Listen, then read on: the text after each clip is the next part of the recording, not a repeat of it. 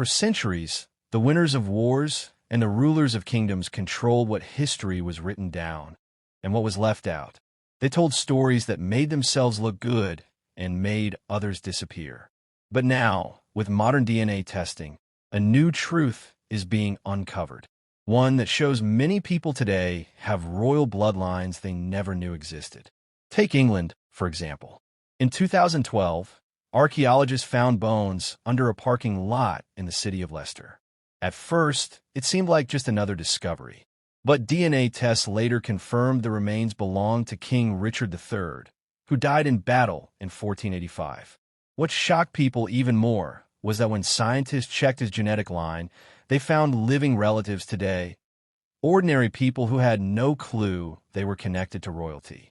And it doesn't stop there.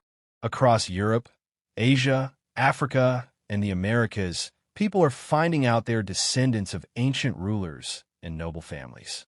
In fact, geneticists now believe that millions of people alive today carry royal DNA. Why? Because kings and queens had many children, some official and many unofficial. Their descendants blended into regular society over the generations, especially when empires fell or kingdoms collapsed. But if so many people have royal blood, why don't we know about it? Because history tried to erase it. When new powers took over, they often destroyed records from the old rulers. Family lines were cut off, names changed, and stories buried. The descendants of powerful tribes or royal dynasties were made to look ordinary, or even made into slaves or outcasts. Some cultures purposely hid their royal connections to stay safe. Over time, the memories faded, but the DNA remained. Let's take a deeper look into West Africa. Long before European colonization, powerful empires like Mali, Songhai, and Benin ruled the land. These kingdoms had well-organized governments, vast armies, and advanced knowledge in trade, astronomy, and architecture. Mansa Musa of Mali is still believed to be the richest person in history. But when colonial powers invaded, they burned records and destroyed royal symbols. Many of the royal bloodlines went into hiding, blending in with regular villagers. Today, DNA studies in African American communities have shown surprising connections to royal families in West Africa. Descendants of kings, queens, and warriors who were stolen, enslaved, and stripped of their heritage. This same pattern shows up in Native American tribes. Before colonization, Native leaders had royal status and strong political systems. But European settlers redefined them as savages and ignored their achievements. Yet genetic research today is revealing links between Native families and ancient ruling bloodlines across North and South America. Even within Latin America, people of mixed indigenous and European ancestry are discovering they're connected to noble families from both sides of history. One of the most surprising examples comes from Asia. Studies of Y chromosomes, passed from father to son, show that nearly 16 million men today are descendants of Genghis Khan, the Mongol emperor who ruled one of the largest empires in human history. How is that possible? Because he had many wives and children, and his sons had even more. Over time, that royal bloodline spread across continents, some of it forgotten, some of it hidden. Even in the United States, people are finding royal connections they never expected. With the rise of DNA test kits like Ancestry DNA and 23andMe, people are discovering they are related to early European monarchs, African kings, or noble revolutionaries from the Caribbean. And while some treat it like a fun fact, others find deep emotional meaning in reclaiming a history that was stolen, silenced, or ignored. So why does this matter? Because knowing where you come from can change how you see yourself. For many people, learning they're descended from royalty brings a new sense of confidence, pride, and purpose. It breaks the lie that their ancestors were nobodies. It helps heal the damage caused by colonization, racism, and social class divisions. But here's the deeper truth. Royalty is not just about castles or crowns. It's about legacy. It's about survival, power, and wisdom passed down through generations. And now, thanks to science, that legacy is being restored to millions of people around the world. We were taught that only a few people mattered in history. But DNA tells a different story, one where your family line may stretch back to forgotten empires and powerful thrones. The past is no longer buried. It's in your blood. Today, thanks to new DNA technology, people are discovering what history tried to hide.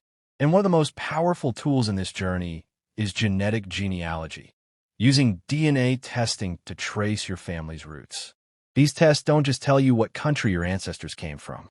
They can show you connections to ancient dynasties, long-lost tribes, and even famous historical figures. Let's look at how this works. Your DNA is like a map. It holds markers, tiny signals that connect you to your ancestors. Some of these markers are shared by entire regions or ethnic groups. Others are so rare that they can link you directly to specific historical lineages. Companies like Ancestry DNA, 23andMe, and MyHeritage have built giant databases of DNA samples. When you send in your own, their systems compare it to millions of others, looking for matches. What they found has changed everything. For example, one man in Texas took a simple DNA test. He thought his family came from Ireland. But the test revealed something much deeper.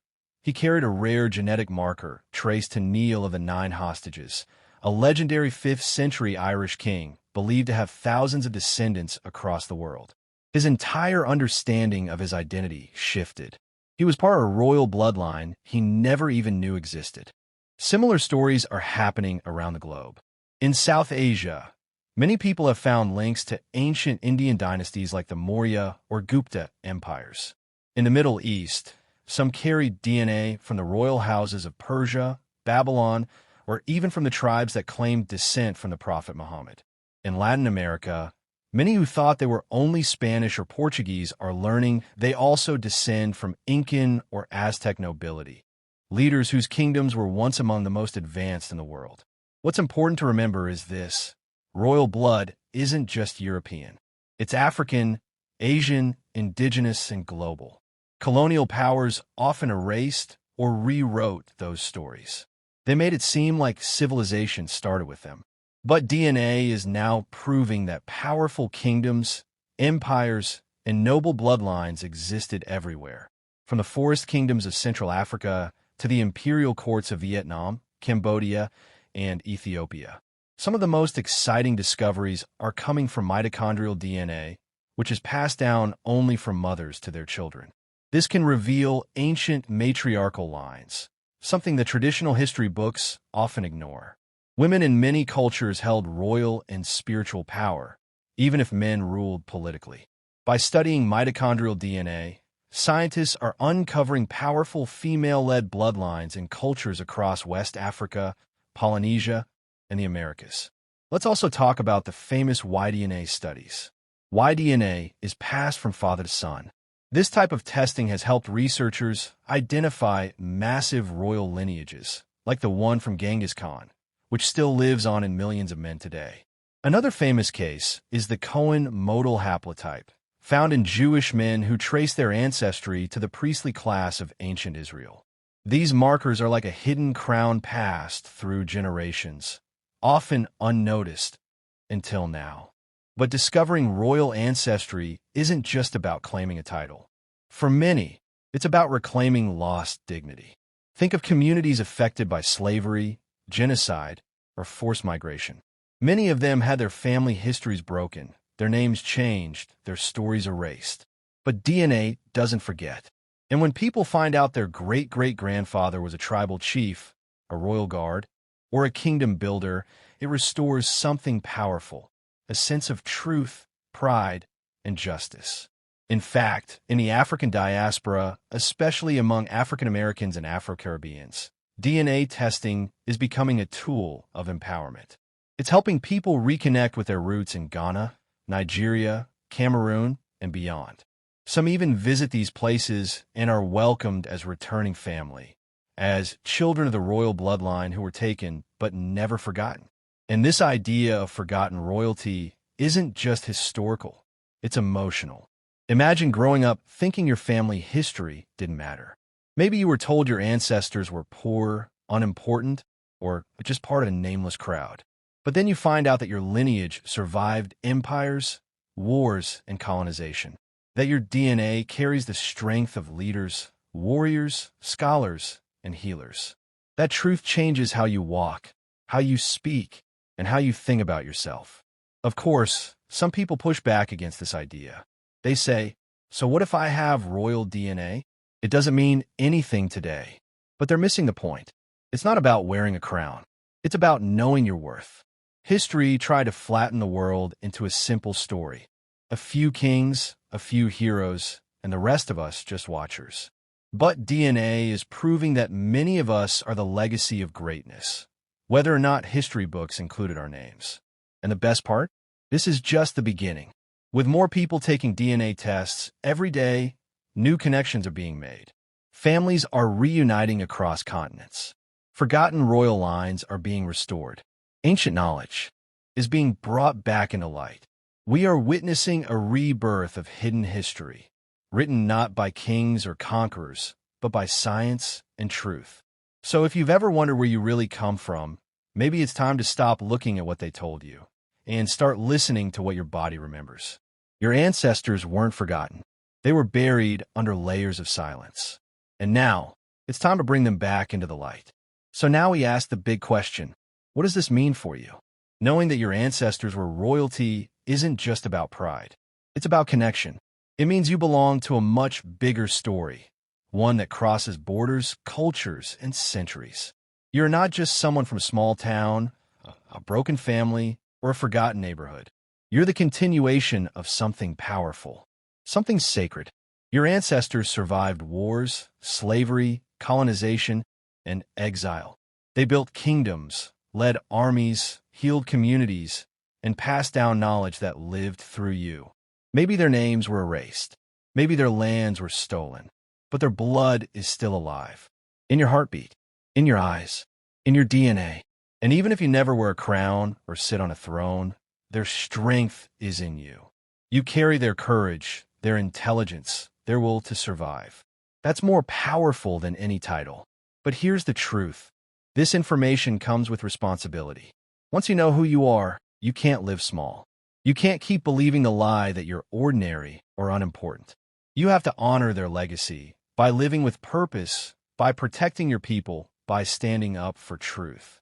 Your bloodline is not just a history lesson. It's a calling. And what makes it even more beautiful? So many of us are connected. We're not just royal in isolation. We are interwoven. Your blood may connect to African kings, native chiefs, Celtic warriors, or Asian emperors. You are part of the human story in all its beauty and strength. And that means we're all royalty in one.